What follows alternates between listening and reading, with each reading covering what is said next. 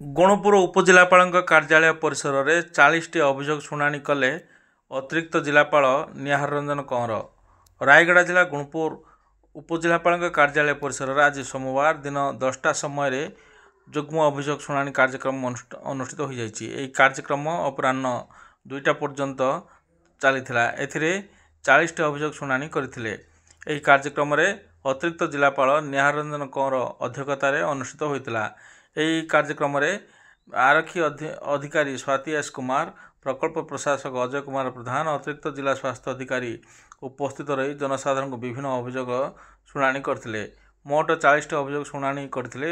ସେଥିମଧ୍ୟରୁ 27ଟି ବ୍ୟକ୍ତିଗତ ଅଭିଯୋଗ ଥିଲାବେଳେ 13ଗୋଟି ଗ୍ରାମବାସୀମାନଙ୍କର ସାମୂହିକ ଅଭିଯୋଗ ଥିଲା।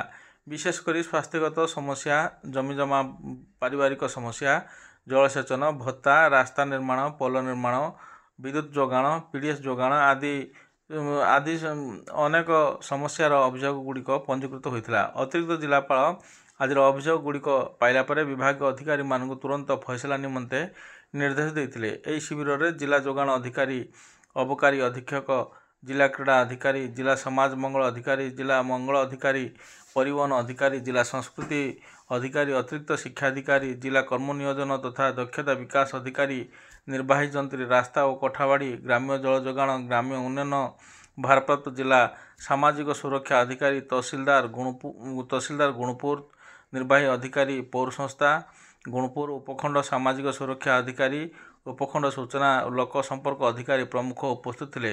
ଅଭିଯୋଗ ଶୁଣାଣି ଶିବିର ଗ୍ରିଭେନ୍ସ ଅଧିକାରୀ ସସ୍ମିତା ପଟ୍ଟନାୟକ, ସହକାରୀ ଜିଲ୍ଲାପାଳ ବିପିନ ଚନ୍ଦ୍ର ନାୟକ, ଅଜୟ ଶବର, ବିନୋଦ ଶବର, ବିକ୍ରମ ସାହୁ, ତପନ ରଥ, ଜସ୍ମିନ ଭୂୟାଁ ପ୍ରମୁଖ ପରିଚାଳନା କରିଥିଲେ।